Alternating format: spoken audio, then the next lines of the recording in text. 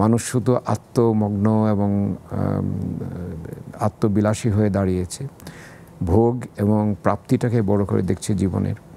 কিন্তু দিতে হবে যে সেই বিষয়টা মানুষ ভুলে গেছে। প্রকৃতিকে দিতে হবে ফিরিয়ে, সমাজকে দিতে হবে।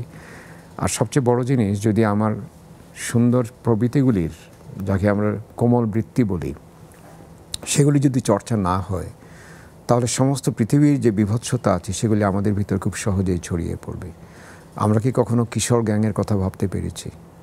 সেই কিশোর গ্যাং কেন তৈরি হয়েছে? কারণ সংস্কৃতি তাদেরকে কোনোভাবে স্পর্শ করতে পারেনি। তাদের কাছে রবীন্দ্রনাথ তো দূরের কথা, জসীমউদ্দিনের মতো একজন, যাকে আমরা পল্লী কবি বলছি কারণ তিনি গ্রামের সাধারণ ছন্দে লিখেছেন, তাকে তো আমাদের বোঝা সবচেয়ে সহজ হওয়ার কথা, তিনিও তো অনুপস্থিত।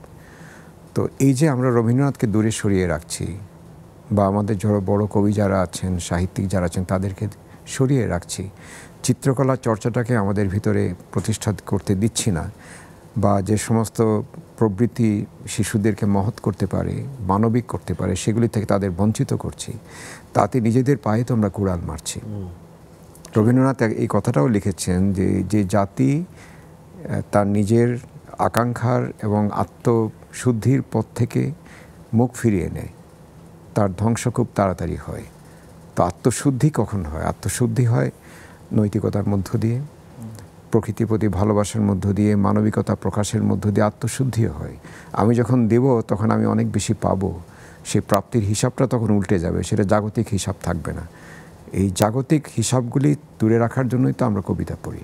জি, আমাদের সুকুমার বৃত্তির চর্চা কমে গেছে, আবার তাকে নিয়ে বিতর্কেও দেখা যাচ্ছে। সে বিতর্কের জায়গা, বিতর্ক নিয়ে আমি ভাবি না, বিতর্ক থাকবে। আজকাল অহেতুক বিতর্ক হয়, যে কোনো মানুষকে নিয়ে বিতর্ক হয়।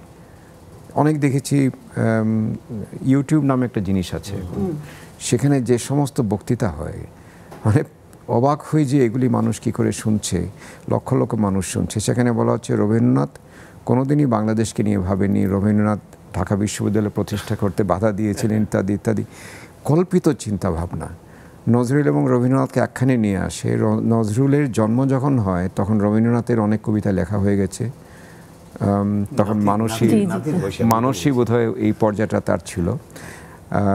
তো রবীন্দ্রনাথ যখন মানসীর মতো কবিতা লিখে ফেলেছেন, নজরুল তখন জন্ম হয়েছে অত্যন্ত ছোট শিশু, তখন তার সঙ্গে আমি কেন তাকে একটা প্রতিদ্বন্দ্বিতায় নামাবো?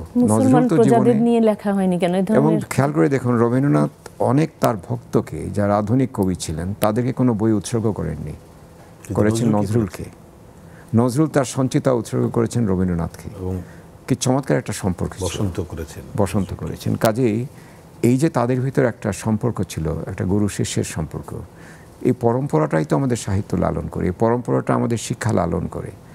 এটিকে বিতর্কিত করে আমরা পরম্পরার ভিতর কুঠার দিয়ে ছেদ করছি, যার জন্য এখন শিক্ষকরা সেই শিক্ষক তৈরি করতে পারছে না ছাত্রদের মধ্য থেকে, যারা সেই শিক্ষকের পরম্পরাটা আরেকজনকে পৌঁছে দিতে পারবে।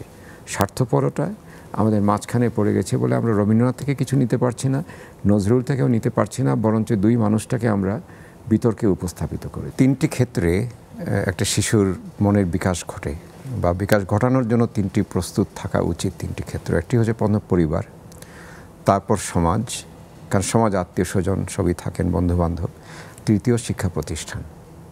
এই তিনের সংযোগ যদি থাকে এবং সংস্কৃতি মনে হয় তিনটি ক্ষেত্র, তাহলে কোনো সমস্যা নেই। যদি একটি ক্ষেত্রে এই অভাবটা দেখা যায়, তাহলে আর সেই শিশুর বিকাশটা হয় না। তো আমি মনে করি আমাদের সামনের যে ভবিষ্যতের কথা চিন্তা করে আমাদের ভাবতে হবে যে আমরা কী ধরনের জাতি চাই। আত্মঘাতী বাঙালি চাই, নাকি আত্মশক্তিতে জাগরিত একটা বাঙালি জাতি চাই? যদি সেটি দ্বিতীয়টি চাই, তাহলে আমাদের শিক্ষা ব্যবস্থার সংস্কৃতিকে আনতে হবে। শিক্ষার একটা আলাদা সংস্কৃতি আছে, সেটি শিশুদের মনে ছড়িয়ে দিতে হবে, এবং প্রত্যেকটা পরিবার থেকে সমর্থন থাকতে হবে।